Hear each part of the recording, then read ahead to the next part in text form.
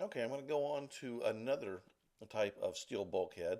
But before I do, I forgot something in my last video, which is the Bulkhead 2 video. So I'm going to start with this one again. Just one last little thing. Um, if I tile this, it's going to wind up having a seam right here and right here. And again, that was just a mathematical mess up on my part.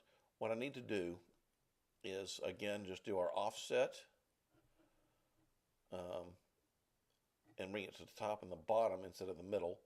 Now hit OK, and I'll show you how it's going to look like if it's going to be um, tiled. And it won't tile 100% seamlessly, but the parts where it does create a seam will be so small that no one's ever going to notice it.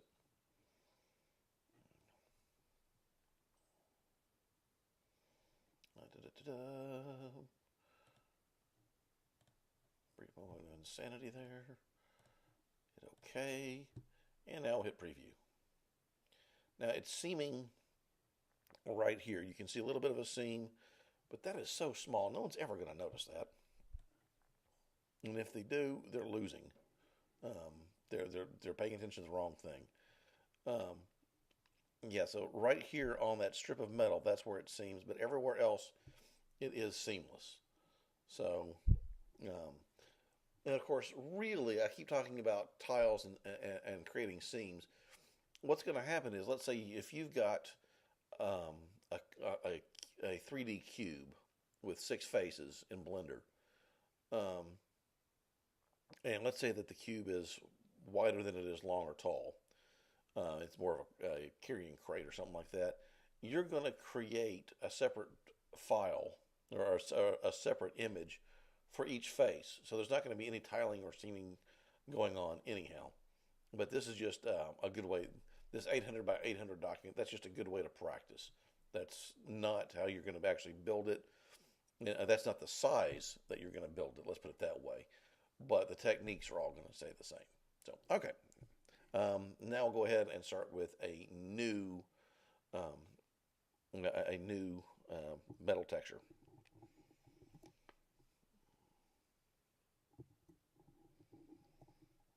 All right, let's go ahead and get out of this. And I said, there we go, okay. And I'm going to go back to the simple blue texture that we started. I'm going to copy all of that. I'm going to create a new document and paste that in there.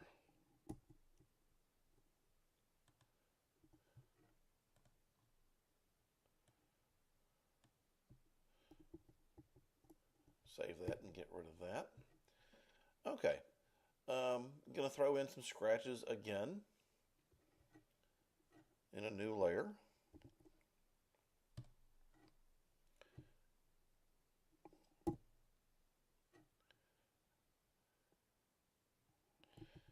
Zoom out, and I'm going to make, hello, zoom out, I said. And I'm going to make the brush big enough so that I don't have any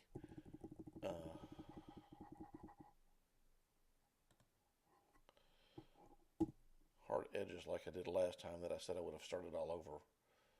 So I'm going to try to learn from my mistakes here. And let's pick out another one.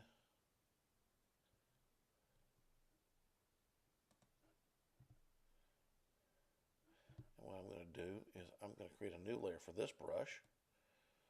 And I'm going to rotate it thusly, because it was kind of similar to the previous brush. And let's see here. Pick out one more that's mostly dots.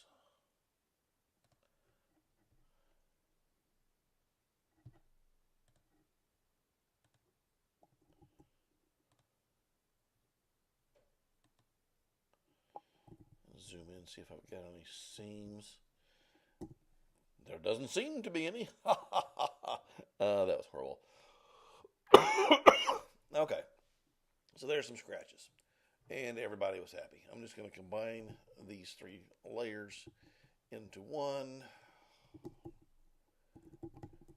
And I want these to be very, very faint. So just 10% opacity, and I'm just going to, or 20%, because it's 20% is the magic number, it seems. Except now it's going to be 30. Yeah. Just a little bit of weathering right there.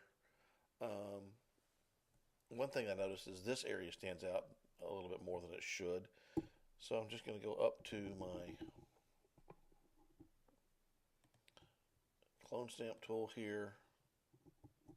Actually, I'm going to go to my eraser tool first. And then I'm going to go to my clone stamp tool up here and punch that in just a little bit right there. All right, close enough. I just want it to be real faint this time. I don't want a lot of scratches. And yeah, that'll do. Might even want to try making this multiply.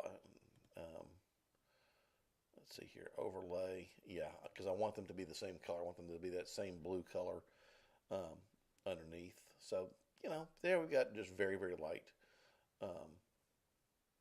scratching there.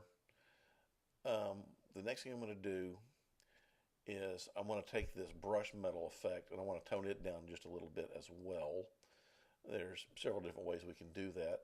I want to try just image adjustments, brightness and contrast. What this is probably going to do, though, is ruin the color of the image as well. So we might be able to salvage that by bringing the saturation back up. And just mixing the hue just a little bit. There we go. Okay. And I specifically want kind of a more bluish blue. The previous blue had a little bit too much red in it. It was more purple than blue. So now I've got a nice, cool color there. And now what I'm going to do is I can start building in some details. And what I'm going to do is I'm just going to build some panels. Just some, oops, let me jump up here and create a new layer first. That would have been a disaster. Just some random metal panels. All right. And you're thinking, what in the world are these? Well, with this selected, actually I didn't need a new layer after all. I'm going to go to my, oh shoot, let me unselect those. I forgot to make a composite layer again. So composite layer with scratches.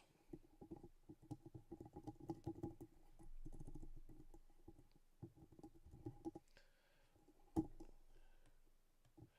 me bring those back up again. Doesn't matter how you got them. The more ununiform they look, or the more uniform they look, that's strictly a matter of preference. I like a healthy mix, so it looks like there's some sort of organization going on. There's some sort of machinery behind these panels I'm about to create. All right, you know what? That's good enough.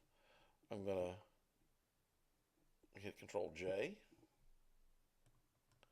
and that's what I've got. And I'm going to do just like I did with the bolts in the previous bulkhead. I'm going to do outer glow,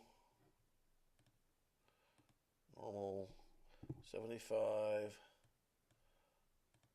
black. Might want to bring this down to 35. And technique, we want to make it precise.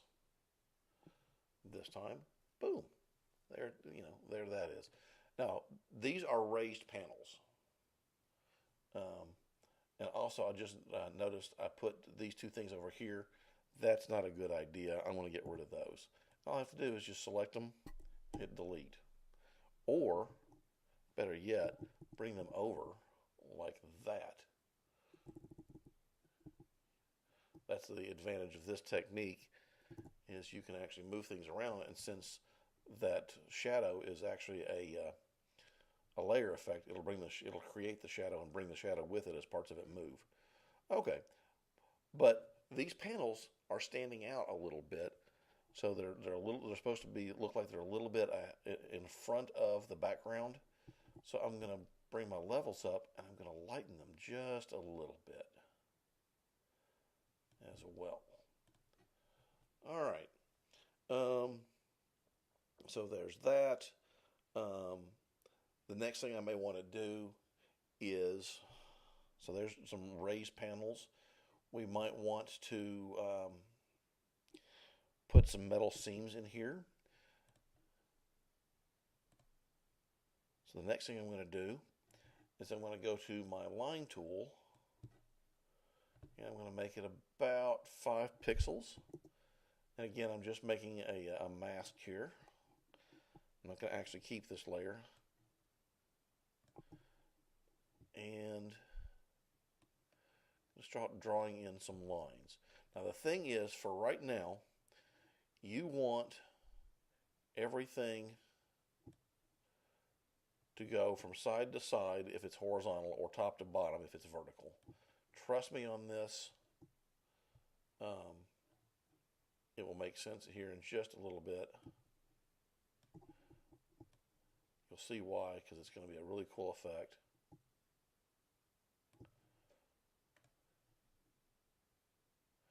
And that's good enough for right now. What I'm going to do, though, is I'm going to zoom in.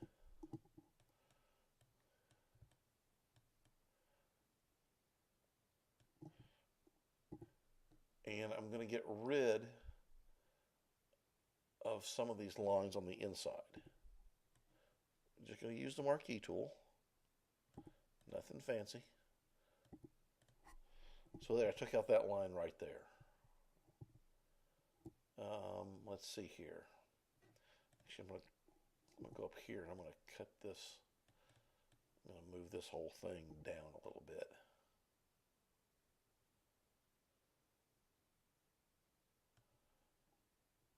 Because you don't want any of these panels touching the edge. I forgot to fix that a minute ago when I was talking about it. Alright. Might even just rotate that because you can do that with this technique.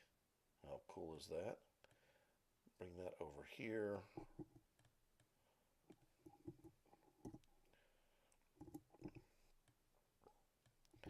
Bring this up here.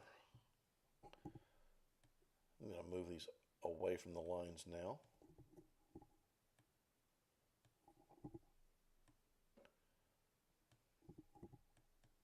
Oops.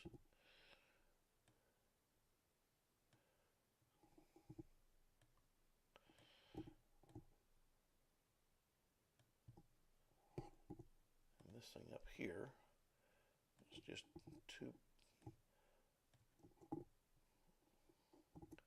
It's very hard to operate the keyboard with a microphone in the way.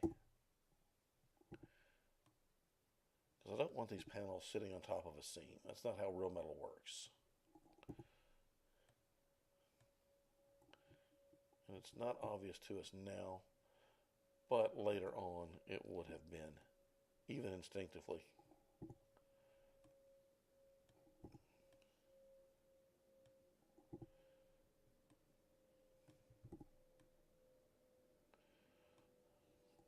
One last thing. Get everything off these lines. Boom. Okay. Let's see, what else can I cut out? Don't want to cut out any line that directly connects to a side or the top or the bottom. So not a whole lot that I can cut out now. So what I'm going to do is I'm going to actually add some more lines to my lines layer here.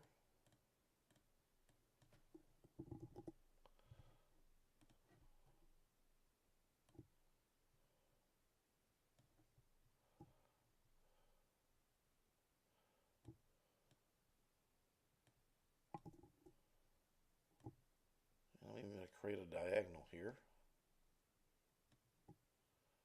which means I'm going to have to move this panel.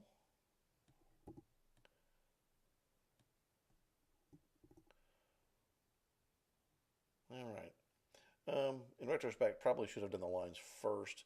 It's been a while since I've had to build a spaceship bulkhead. But anyhow, let's go back down to lines. And let's see what else we can do.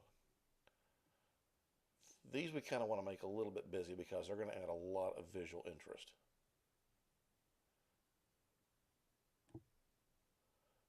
But as with all things artistic, you can overdo it.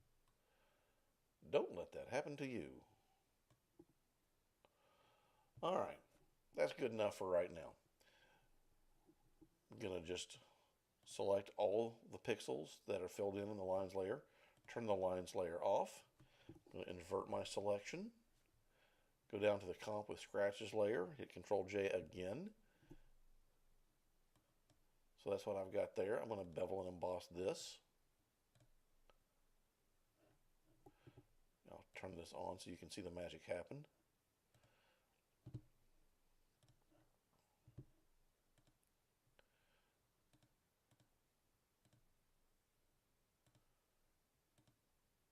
Let's see here.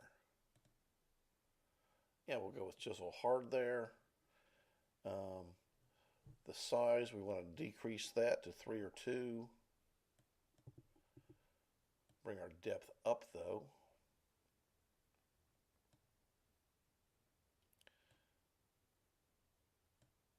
And there we go. We might even do a little bit of a drop shadow here as well. And there is your Star Wars panel, bulkhead, Death Star interior, that kind of a panel, if you want to go for something that's not like the Nostromo on Aliens. And this will tile seamlessly, at least it should.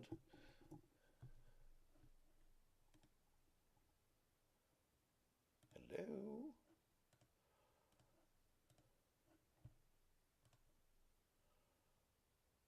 And boom, there's, you got Death Star. There it is. There's one. Set for stun.